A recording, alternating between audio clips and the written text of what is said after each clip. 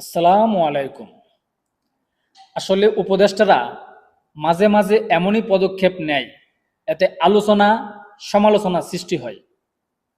মাঝে মাঝে এমনই কর্মকাণ্ড ঘটায়, তার জন্য সরকার প্রশ্নবিদ্ধ হয়। তার মধ্যে একটা দেখেন, গত কয়েকদিন আগে উত্তরা মাইলস্টোন কলেজে বিমান বিধ্বস্ত হয়। তখন ডক্টর মোহাম্মদ ইউনূস বা বাংলাদেশের প্রধান উপদেষ্টা তিনি ভিক্ষা চাইছে, ফেসবুকে পোস্ট দিছে, পোস্ট দিয়া জনগণের কাছে সহায়তা চাইছে। তো আমরা যেটা দান বলি, মানে ভিক্ষা বলি, ভিক্ষা চাইছে।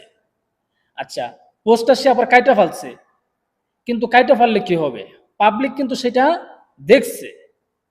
তে এই যে স্কুলে এমন একটা দুর্ঘটনা ঘটছে, সারা বাংলাদেশে যেখানে স্তব্ধ হয়ে গেছে, শোক পালন করা হয়েছে, ডক্টর মোহাম্মদ ইউনূস কিন্তু একবারও এই ছাত্রদেরকে বা বাচ্চাদেরকে দেখতে মেডিকেলও যান নাই, চুপ করে বসে আছে যমুনার ভিতরে।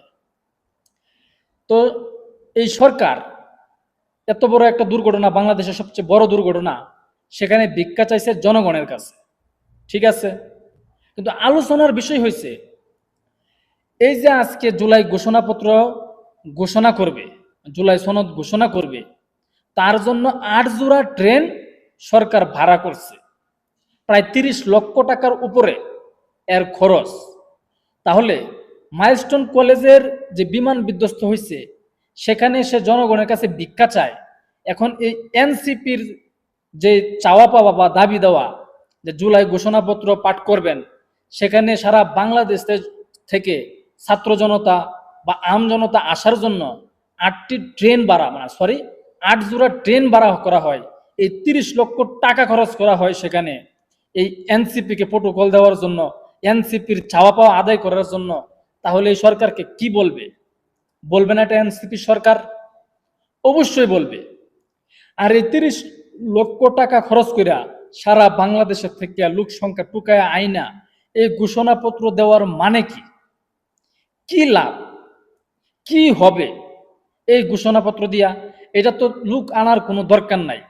আপনারা আনুষ্ঠানিকভাবে দাওয়াত দিচ্ছেন, যে যে আসার আসবে, বাস আনুষ্ঠানিকভাবে আপনারা ঘোষণা পাঠ করতে পারেন।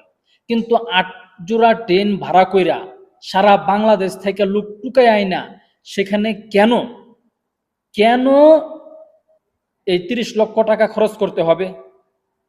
এর মানে কি? কোনো মানে আছে? কোনো মানে নাই।